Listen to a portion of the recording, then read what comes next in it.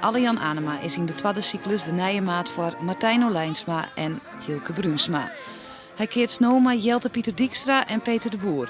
Zij binnen eerste klas parcours. Voor Anema is het dus een promotie. Ik denk, Freek Martijn en Hilke eerst. Ondanks dat ze mij toen bij wijs zetten. Maar ik heb nog steeds goed contact met hen. En ik denk van, dat ik in dat parcours kom ik in. Dat zou mooi zijn en dat is achter niets.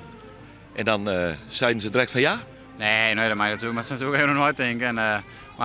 Ik wilde dit zo serieus en mee bezig. Want ik had eerst net verwacht dat ze het was doen. Maar na de eerste cyclus, maar ja, voor mij gelukkig wel. Voor Marten Veenstra wie het zoer. Hij hier graag verder wonen met Olijnsma en Bruinsma. Ja, natuurlijk. Ik bedoel, je verwacht het net. Ik bedoel, in het begin van het seizoen, je weet dat er een ding gebeurd bent en ongemak er geweest. Ik ben zelf dan ziek geweest. Een aantal weken voor de start van het seizoen.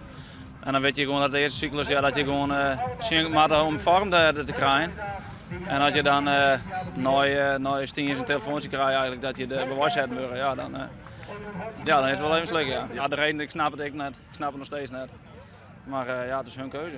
Maar de Fleur kwam de neffen zien maten net in met hem. Maar Anema moet dat beter worden. Ik denk dat voornamelijk de klik bij u wel hartstikke goed was in 2010 en ik, toen ik blesseerde raakte. Toen hebben we denk best wel heel goed keerd met z'n trein. En het team dat stond gewoon goed. En ik denk dat ze dat misschien wel maten wat minder, ondanks dat maten qua kwaliteit wel denk ik een betere keerster is dan mij, op en uit. Maar misschien, ik denk dat die man overwegen af van wat wolven en ik denk dat ze kozen voor misschien een beter team, misschien iets minder kwaliteit en maar de Fleur erin krijgen dat je dan dat goede prestaties kan bekennen. Veenstra zal nu verder met Johan van der Meulen en Volkert van der Wij. Hij kiest voor de ondervinding. Ik ben jongens met ervaring, die gaan noordere prijzen doen. En ze zijn kwaliteit genoeg. En we zouden met zien dat we gewoon eerst lekker inkeers kennen, op een spelen kennen. En ik denk dat we dan zeker weer maar de top 3 man kennen. En je zoent haast vieren, maar er waard ik nog keertjuster. De finale wie een wiere brorenstrijd. Gert-Anne van der Bos, Teke Triemstra en Daniel Iseger keert ze Tjen, Bouke Triemstra, Pieter-Jan Plat en Hendrik Koortstra. Het waard wel een spannende finale.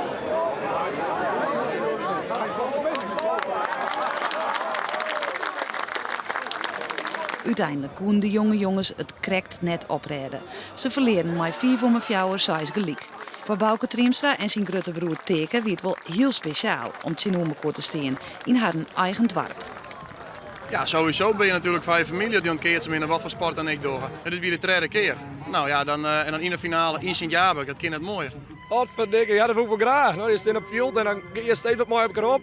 Nou, dan wordt 4 draaien, 4 fjouwer. Dan kind ik nou. Ja, maar ja. Dan rijd je het krek net op nou. Dan ben die man krek een stapje te groot. Ja. Maar het komt nog wel. Ja, ik vreeg hem huid even, had hij er tevreden mee weer. Hij zei, ik ken er wel mijn leven. Maar tegen hier leven hoor naar dit verlen hier thuis. Nou, als je... dat zou allemaal bij? Nee, hij is ook al iets hoes. Daarom natuurlijk. Maar dat was, hier kan we nog een pak acteer doen. Nee, maar ja, klaar. Ik bedoel, het volgende keer dan gaan we weer. En dan misschien beter.